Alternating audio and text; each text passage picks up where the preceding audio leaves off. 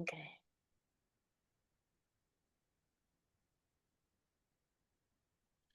Okay. So, welcome to Moments That Move Us. So, we're going to do a little bit of a switch this time. My friend Katie Friedman will actually be interviewing me as the author of one of the chapters of the book. So, welcome, Katie. Why, thank you, Pamela. It's a pleasure to be here. And it was a pleasure to read the article that I had to take a second look at what it had to say for me because of your unique writing style. Can we dive into that?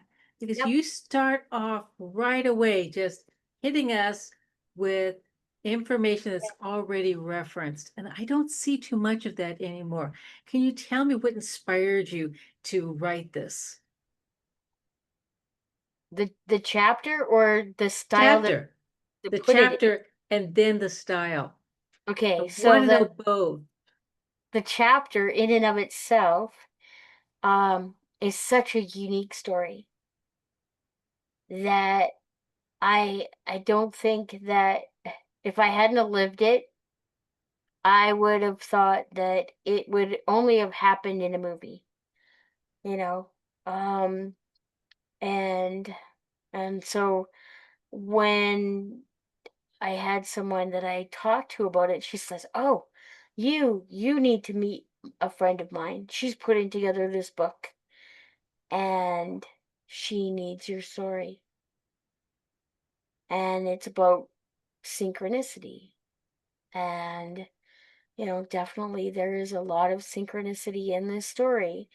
And so um, it took quite a while to actually write it, to actually get it to the point where it's published. And in actuality, it's really a milestone that it's being published under the banner of Cowan Communications because that is Glenn's last name, and that That's is the amazing. publishing company. I'm gonna cry. That's the publishing company that's publishing this. Oh. So I knew you were gonna get me right. I didn't think it was gonna be this soon, though. So Well, it's 10 years since he passed away this month. This month. It does not feel like 10 years. well, when I read it, it didn't feel like that either. Yeah. Now, And go I would on. add that when I was actually going to write a chapter for this book, I was thinking, do I write the story of this how the whole company has come together over the last number of years and all that synchronicity? And it's just like, no, no, no, no. This is the story of the synchronicity of that relationship and the impact that it's had on my life. Well, it had an impact on me just reading it. I want to. I'm gonna take that initial question. I'm gonna just divvy it up into little pieces. Okay. Everything, things float in eternity. There has got to be a multiple play on words. Can you please unpack that title that you selected? Okay. So I do go into that in the chapter. And if you're watching this, hopefully you read the chapter, but maybe you haven't. So so the unpacking of that without giving too much away from the chapter, Glenn and I had this way of just it's not that we always read each other's thoughts, but we kind of had a sense of each other's thoughts. And although he had a very unique way of putting things so simply. I remember when he was really sick, and I was like, "Why don't I just stay home and and I'll be here with you and look after you all day." And he just simply said, well, what will we talk about? What will there be to talk about if you're here all day and I'm here all day? How wise is that in such a simple phrase? And you use that pattern throughout the whole article. You start off with all things have a purpose. And I think of the song, turn, turn, turn, turn. Anyway, Yes. um, and the synchronicities of life nudge us along to keep in sight the path that leads us to our purpose. So I'm I'm reading that one sentence several times. It reminds me of the book As a Man Thinketh. Mm-hmm. Yeah. And and so just in that one sentence, and then it just keeps on getting multi-layered. The style that you're writing in, how did that um come about? I mean, it's absolutely your style, yet it's it's it's more layered. Help me with this. Help me with this because it's so different. It's actually a writing style called a chiasmus.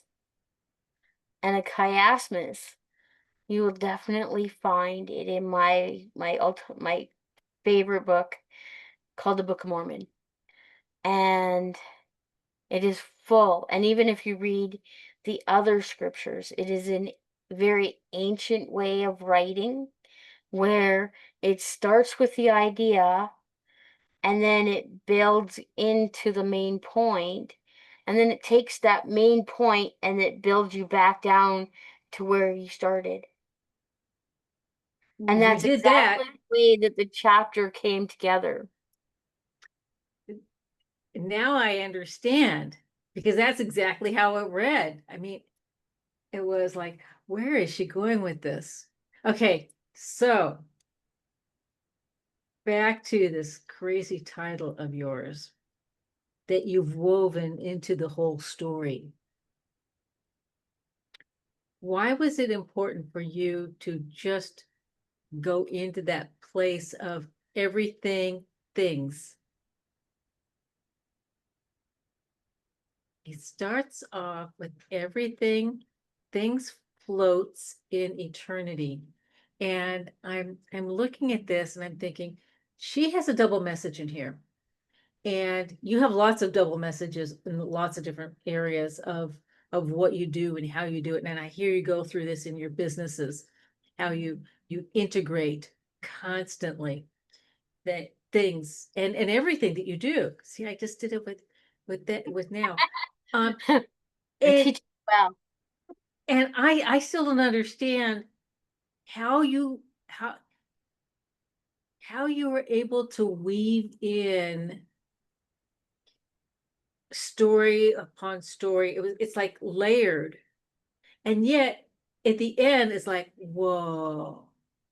So can you explain to me that thinking process that your amazing brain goes through when you were creating this layer upon layer?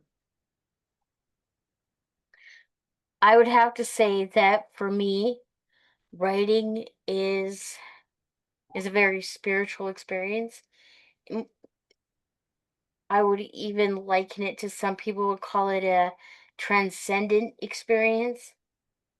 Now there's actually 19 different definitions of what transcendence is. And and for me, transcendence is that I liken it to being up in the mountain. Remember how Christ went up to the mountain? And transcendence, if you look at, it's actually added to the very top of Maslow's pyramid of needs, is transcendence. And basically it transcends time and space, and it it is even deeper than the state of flow. And it's part of what I teach. I teach people how to turn this on and off. And I'm understanding why, because the last month that I've been working through this, I have been in a very transcendent state, and that transcendence has carried through into another number of other areas of my life. Okay. And some people are like, just, okay, wow, that's really deep and really, like, you know uh and it's kind of like, oh, I should have turned it down just a notch. Right. But the thing is, I think that we need to have those experiences, because those in actuality are the experiences, having that state and being able to be in, and it's above that self-actualization existence, that need of ours to have that self-actualization, that having that degree of that transcendent state, or that even one step above flow, enables us the ability to be able to, and I call it transcendence, is to dance through change. And my my institute, our methodology, is actually called, is to um it's the R of resilience, the ARE. It's to adapt, resolve, and emerge through change. And I really feel that we are now at a point where that's what we need, because of the fact that we have so much change coming at us all the time. That the only way for us, and I had a good friend of mine who told me recently, he feels like he is in a whirlwind, and that all, and it's like being in this total twister of all this stuff that is just coming at him, and all he can do is to just react. And it's that, instead of just reacting and standing there with our hands just, we so often, I'm hearing in the world, is saying that resilience is that true grit of, I'm just gonna hang in there, and this is gonna pass, and I can get through it, because this is my leadership, and I have a duty to do this. Do you notice all of a sudden my body has tensed? Oh My yeah, so your neck disappeared. It was like all of a sudden. That's right. That's right. And I'm stiff and I'm sore, and my nervous system is, I can already feel my blood pressure has gone up, and I have very low blood pressure. And and the thing is, I am here to say we don't have to live like that. That's wonderful because I have high blood pressure and I can't afford to have it keep going high. Let's start with how you and Glenn met. It's just it's just so sweet. It's like something that I would pluck out of a little romance novel, It's so sweet. Do you want to share with Mhm. us about that? Okay, so it wasn't him that I met first. I It was wa- was I was walking through the parking lot of this gas station, and I oh would yeah. cut through this field to get home. And I had to walk through the parking lot of the gas station to get to the field to get home. And it and so I'm walking, and there is this blue and white 1971 Mustang Fastback. And yet this is in 1989. So this is a fairly rare car.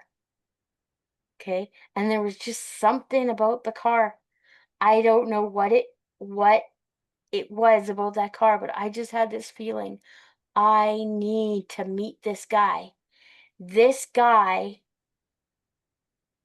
is going to take just as good a care of me as this car. Now, the funny thing is, I'm not tell you this in the the chapter, but I almost flew out of the car when he turned. One of the first times I was in that car because the door flew open. So, but I nonetheless, I love it. So none. so you have a good point, and I apologize for skipping ahead because that blue Mustang, you start off with it and you say you you lost your heart, or your heart skipped a beat, and then, as you just described, so you knew that the person who drove the car, you just knew instinctively, or was that synchronicity that it just so happened that this guy was you kind of felt something for when you first met him. I didn't even, well, even when I first met him, yes. Because what I did, and I don't advise this to just anybody, I quit school. I was going to school. I was taking travel and tourism, and I was working nights, and I quit my job and I quit school to get a job at a different gas station so I could meet this guy. Okay? I don't That's advise nuts. that. That I know. It's I know. nuts. But you know what? God does not make sense. God is illogical. Okay? He laughs at our plans. His ways are higher than our ways. And I stopped in at the store and I bought something and I don't even remember. Did I actually give her 20 and she gave me the right change back? Or did I give her a 10 and she gave me the 10 back? I don't know. It just played out. I wasn't even thinking, and I just had felt this spiritual nudge of give her the $10 back. The owner of the store is watching, and I give her the 10 back and said, "You gave me too much." A couple of days later, there's a help wanted sign in the store.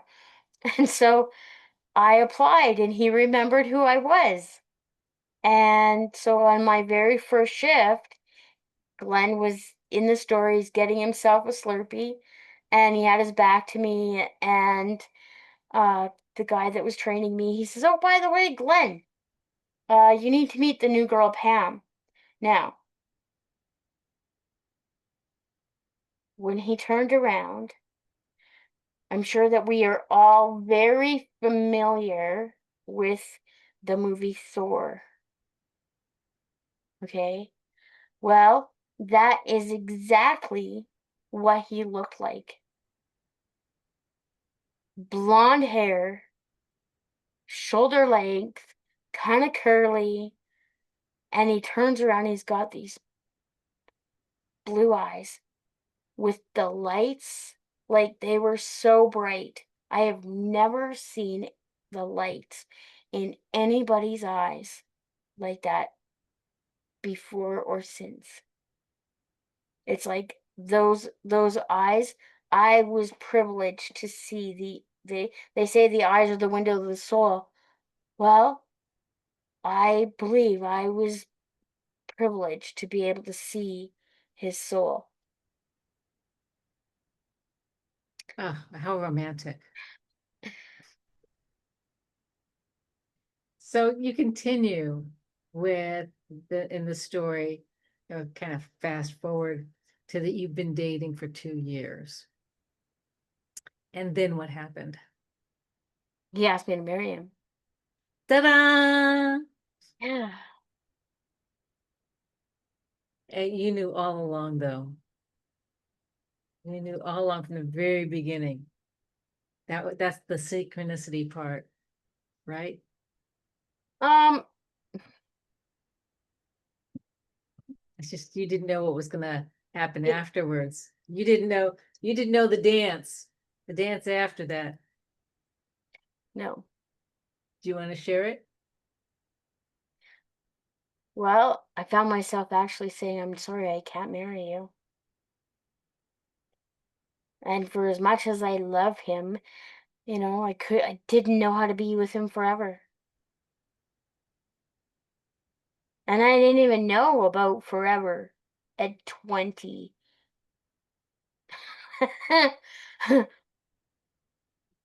Have I heard too many fairy tales in my life? I don't know. But I just knew that I didn't know how to be with him forever.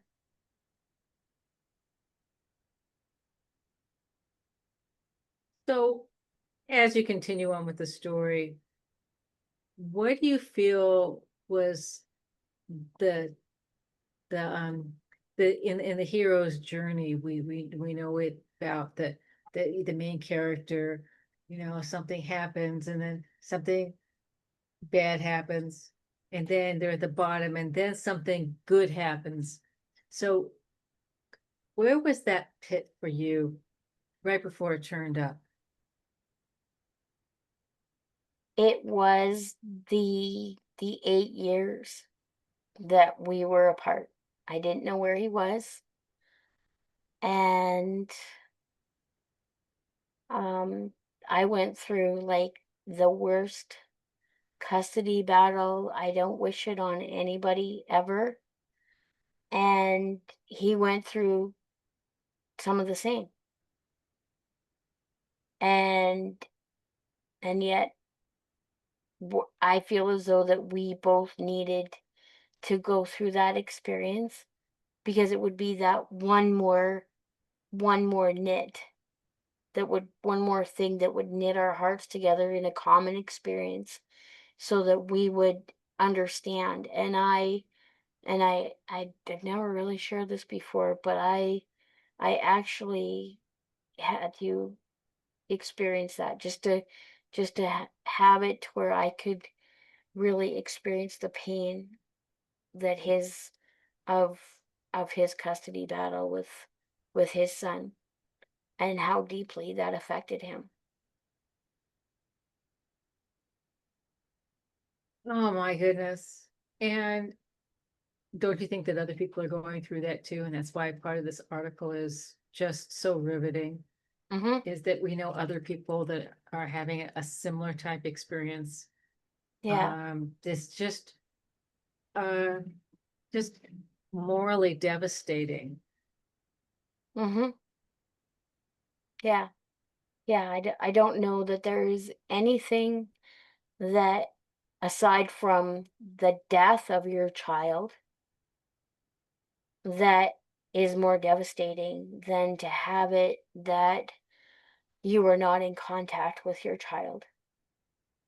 And I actually um have come to the realization that why that is, it is a very godlike experience when you are not in touch with your child, and somebody else is that main influence in your child's life, and you're just hoping, and that's all you can do is hope that they will shed a good light about you, even though you're not there because of certain circumstances. And I know that I've come across a lot of people that are my age, that they are estranged from their children, and it's heartbreaking.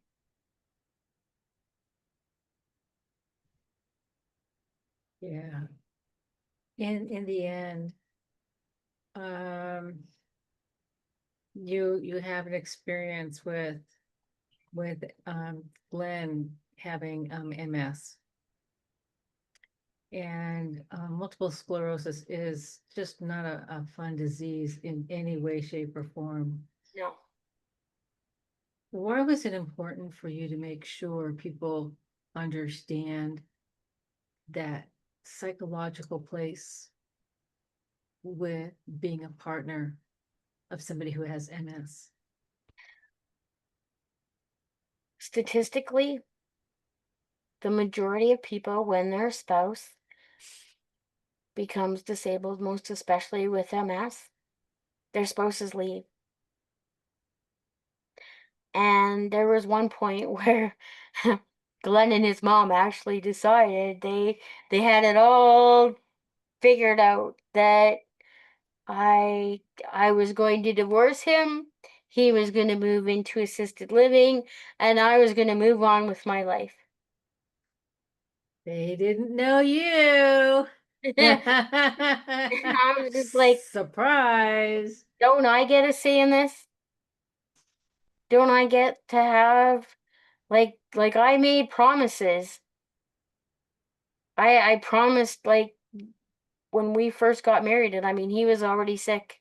We didn't know what he was sick with because he also had type 1 diabetes, and a lot of the same symptoms of type 1 diabetes play out in MS, and very few people end up with both.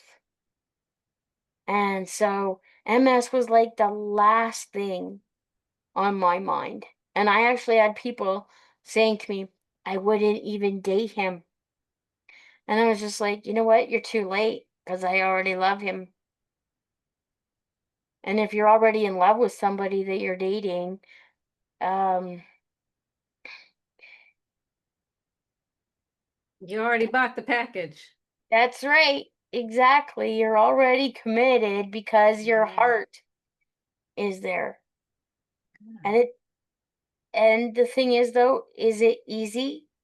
Is it easy walking with somebody who has MS? No. No, on the day that he passed away, I wrote a poem and I actually donated it to the MS Society, and it's called When I No Longer Have MS, because we both had MS. Everything that he experienced, I got to experience.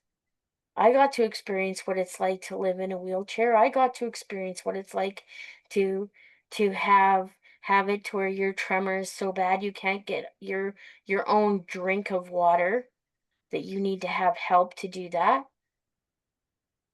And yet being the caregiver of somebody who is disabled, it's not the easiest thing in the world. You know, right now 637,000 hours are donated by caregivers every year to the healthcare system. I didn't realize it was that high. And why? Why is it so high? Because of the fact that, and I truly believe this, and this is becoming a mission is of mine, is that we are not at the table. All the other care team is there except for the caregiver, and they're the person that is there with that person every day. And they get to learn about every part of that disease and how it's manifesting for that person, and those people that are sitting there at that table, they just get a glimpse, that few minutes glimpse. I'll remember the nurse who, when Glenn was in the hospital, and she says, oh yes, I think that he's a level 4 nursing care. And this was when he broke his back. He ended up with a compression fracture, and his wheelchair was sitting there, but that wheelchair was only there for fatigue, and he could still walk. And so she says, I think he's a level 4 nursing care, and we're making arrangements to move him. But as of tomorrow, you'll have to start paying $65 a day for him to stay in hospital in our universal healthcare system. And I said, and this is the family meeting. My sister-in-law's there, my niece is there. And I said, okay, so uh can you tell me the findings of your assessment that you're basing this on? And she says, oh, I haven't done an assessment. I just walked into his room and I said hello, and I walked in here. And I said, so basically you're basing this on an assumption, not an assessment, When you've done your assessment, come and talk to me. You are a very powerful person. I don't know how many people would be able to just stand up like that for themselves and their partner when talking to a professional, a medical professional. Well, I actually made a complaint to patient relations because I could only just imagine how many families that have been affected financially by that kind of well, I think it's this and it's all just based on an assumption, no assessments or anything, just a glimpse of what they see. Yeah, if only they would have known what you knew. Let's fast forward and jump to the end because it's such a touching ending. And I don't know if you wanted me to give this away or not, but just the foresight that he had at the end. You write about it with such compassion. Um, 10 days before he passed away, I woke up to hear him saying, "This is going to be my last breath," and took a deep breath. I wondered if that really would be his last breath, and if he would breathe again. Then he would repeat the last breath lesson over and over again. What was going on with you psychologically and emotionally? I was in peace. I felt totally peaceful because the last month of his life, um, I knew that he was getting, it was his graduation, you know? I was excited that he gets to graduate. And I was, you know, after he passed, I was myself going, okay, now when's my turn? When do I get to graduate? But alas, I have work yet to do on the earth. Yeah. Well, I love that perspective that you come from. It's it's more unique than I've heard in a long time. That one of graduation and that place of spirituality that means so much to you. Did you have as much of that spirituality essence back then that you have now? And how has that shifted? it it has deepened, it has grown. Um, I truly believe that we are both spiritual and physical beings. We came here to have a physical experience. And I truly believe that our our Father wept before he gave us this experience because he knew that there would be hard times where there would be heartbreak, that there would be times where we would experience extreme sadness and frustration and hurt, and but he knew that this would be the only way for us to grow. And he also gave us the ability to heal from these things and the ability for us to be able to learn um, not to hang on to these things. One of my favorite passages, my favorite phrases is it came to pass, because it tells me that the time that we're in, it passes. We go through seasons. And even when we look at our earth, this too shall pass, you know? I mean, today it's summer, but it feels like fall. And I have, because it's been raining for the last few days, and I have to remind myself, yes, this too shall pass, right? And and there will be sun and warmth again, because that's even how we grow, we learn, because if we only had joy here, we would not understand sorrow. We wouldn't know that we were in having joy if we didn't know the opposite. So there has to be opposite or opposition in all things. Is The ability to flip the coin and say, "Oh, okay, there is another side to this."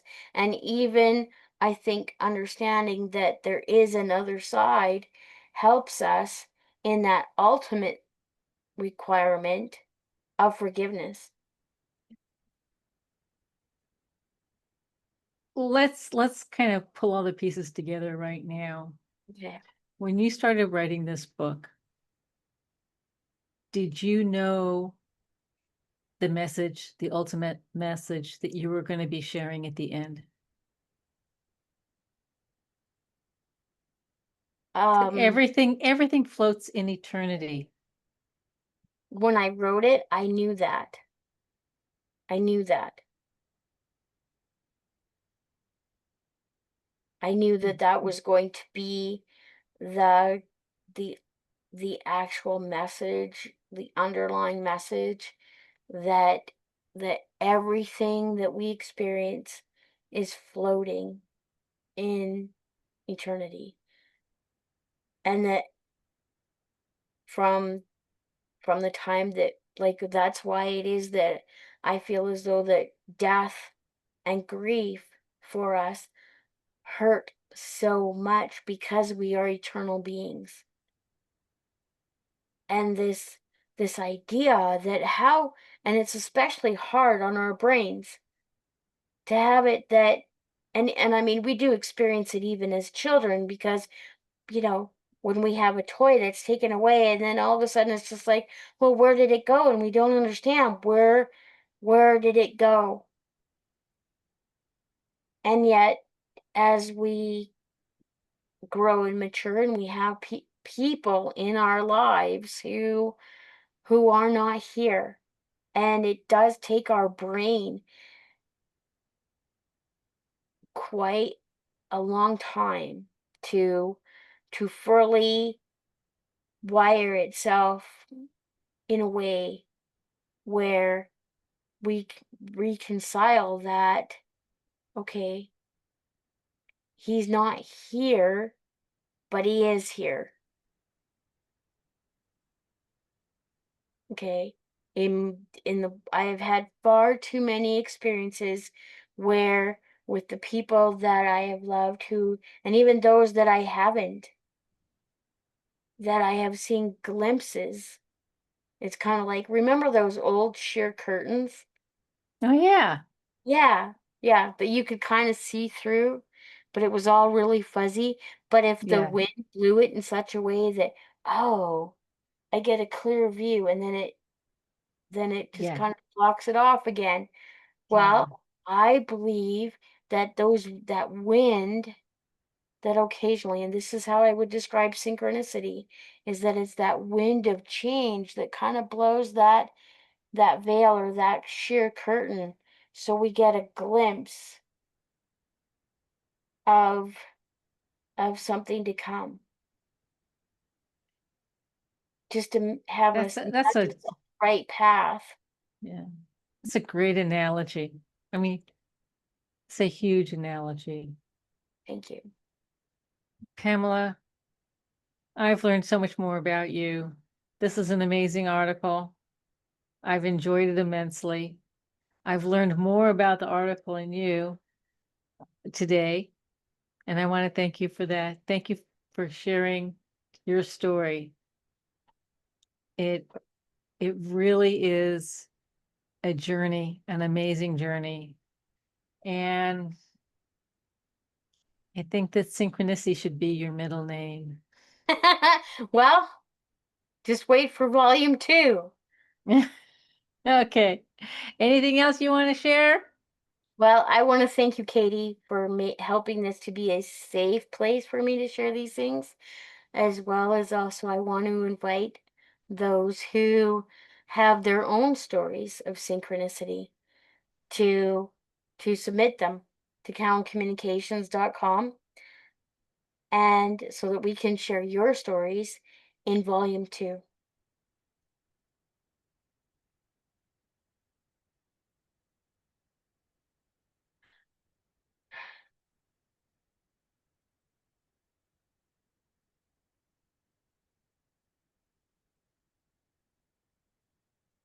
Okay, that'll be the end. Cut. Thank you. I don't think I could have done